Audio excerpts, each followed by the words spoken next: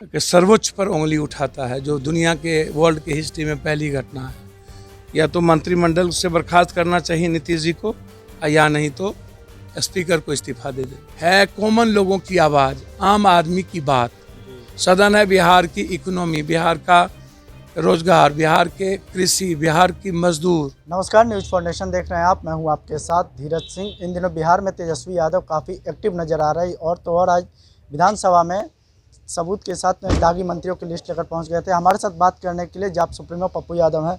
Sir, Tejashwi Yadav के असर से कुछ बिहार में की राजनीति पर प्रभाव? एक बात समझ में नहीं आता, प्रेस वाले ना उसको नया चश्मा लगाना चाहिए। लगता है मोतियाबिंद की बीमारी हो गई। हाँ, ना कहीं निकलना, ना कहीं किसी को जाना, सदन को गंभीरता से नहीं लेना।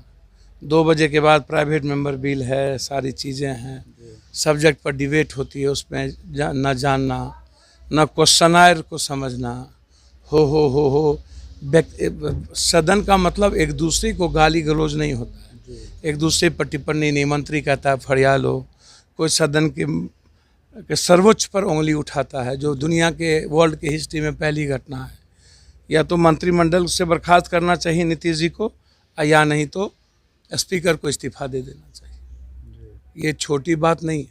सदन का नेता है नीतीश जी, उनके मंत्रिमंडल का आचरण चरित्र बिल्कुल संदिग्ध है। अब विपक्ष की तो खैर भूमिका बिल्कुल शून्य पे है, कोई मतलब ही नहीं, बिहार के मुद्दों से मतलब नहीं। क्वेश्चन में आप मंत्री को घेरोगे नहीं, आप घोटाले को उजागर नहीं करोगे, आप पलायन पर, यूपीएससी पर, एजुकेशन पर, हेल्थ पर चर्चा नहीं करोगे, आप इकोनॉमी कहाँ जा रही है उस पर चर्चा नहीं करोगे। तो जो बात आप कर रहे हो ये व्यक्तिगत तौर पर निश्चित रूप से दागी हमाम में सब नंगे हैं। बलात्कारियों को टिकट दोगे, बैंक रॉबर को टिकट दोगे, सभी लोग तो अपराधी माफिया को ही टिकट दे रहे हो, बालू माफिया को। बालू माफिया पर विपक्ष के नेता और अपराध पर, मुंगेर की घटना पर आज तक चर्चा क्यों नहीं की?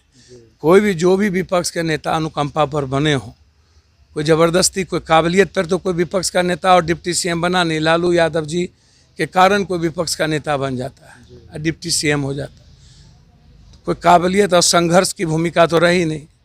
कोई आए ऊपर से, आप सबको पता है कि शीशे के घर में रह करके पत्थर फेंकते हो। जन्म के पहले और जन्म के बाद से ही 2 साल 4 साल से ही ईडी का केस हो जाता है। तो भैया आप जो कर रहे हो बिल्कुल सही है कि दागी हैं तो हर डाल पर उल्लू बैठा अंजामे गुलिस्तां। कौन बचा हुआ है बिहार में? 90-80%, 70% लोग नहीं चाहते हैं सदन ज़्यादा दिन चले। साल में एक बार सदन चलता है, उसके बाद 10 दिन 5 दिन का सदन होता है। सदन से भागता हो, इतनी बड़ी बड़ी घटनाएं घटती है, कहीं घर से निकलता नहीं है, कहीं जाना नहीं है। शराब पर हुआ जाना नहीं, देवनंदन वर्मा पर हुआ जाना नहीं, गोपालगंज में शराब पर हुआ जाना नहीं। तो आप कहीं जाते नहीं हो और सदन में आप सदन की मर्यादाओं को भी नहीं जानते हो, लक्ष्मण रेखा लांघते रहते हो। इसकी एक मर्यादाएं होती हैं। सदन है कॉमन लोगों की आवाज़, आम आदमी की बात। सदन है बिहार की इकोनॉमी, बिहार का रोजगार, बिहार के कृषि, बिहार की मजदूर, बिहार की कल्चर, बिहार की संस्कृति, बिहार का डेवलपमेंट, बिहार का पीस। तो आप उस पर चर्चा नहीं करते हो तो कोई मीनिंग है? जिसको लेके आए हो तो पहले से पता है कौन लोग क्या हैं, कौन लोग क्या हैं। कुछ आचार संहिता में जो लोग क्रिमिनल केस में हैं, एक्सटॉर्शन में हैं, जो जनता का पैसा लूटा है, जिस पर घोटाले का आरोप है, वो क्रिमिनल ऑफेंस है। 307, 302।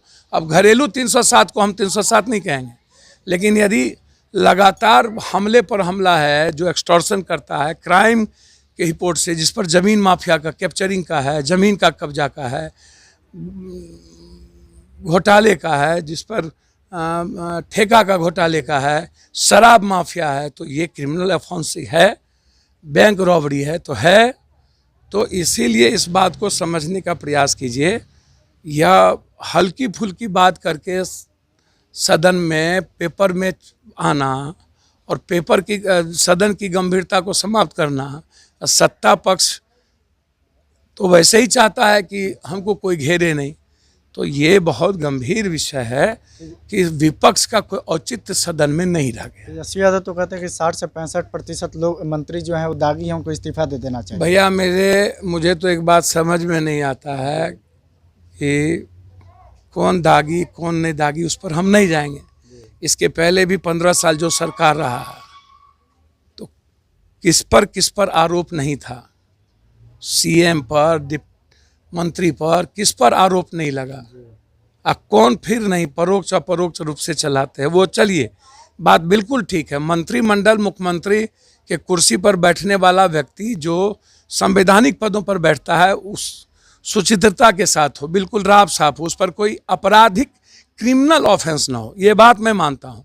तो जो सदन में जो चर्चा कर रहे हैं तो उन लोगों पर कितना क्रिमिनल ऑफेंस है अपना भी एमएलए एमपी का दिखाना चाहिए, उनको भी आईना देखना चाहिए और आईना दिखाना चाहिए।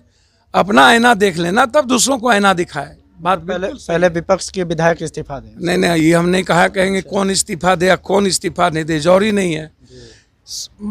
मंत्रिमंडल में किन लोगों को लेना चाहिए इसका तो एक्ट है, वो साफ सुथरा हो। अब ये निर्णय है कि सदन का नेता किसको रखता है किसको नहीं रखता है, ये उनकी प्रायोरिटी है, प्राइम मिनिस्टर की, सीएम का, उसकी उनकी प्रायोरिटी है। अब वो तय करेंगे कि उनको किनको रखना है। लेकिन वर्तमान समय में जो मंत्रिमंडल है बहुत अच्छा मंत्रिमंडल, और नियमावली को, संविधान को, डेमोक्रेसी को नहीं समझने वाला लगभग 60% हैं। और निश्चित रूप से दोनों तरफ की स्थिति अपराध से भरी हुई है। बालू माफिया से सबका पैसा बालू और शराब जमीन में है, चाहे वो विपक्ष हो, विपक्ष का नेता हो, चाहे कोई। मतलब विपक्ष आप कितना बात पूछोगे? विपक्ष केवल दिखाने के लिए है भैया। विपक्ष की कोई भूमिका है, गंभीरता है ही नहीं, नियमावली है ही नहीं, संविधान का पता ही नहीं।